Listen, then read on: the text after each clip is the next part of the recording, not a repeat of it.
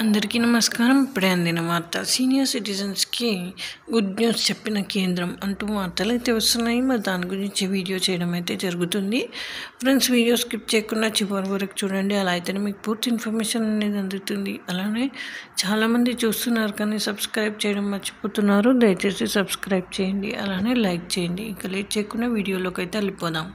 Senior సిటిజన్లకు భారతీయ బీమా నియంత్రణ అభివృద్ధి మండలి IRDAI పెద్ద ఊరట కల్పించింది.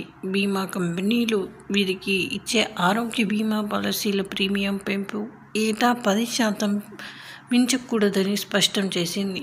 అంతకు మించితే ముందుగా తమ అనుమతి తీసుకోవాలని ఆదేశించింది. సీనియర్ సిటిజన్ల ఆరోగ్య బీమా పాలసీల ప్రీమియాన్ని బీమా కంపెనీలు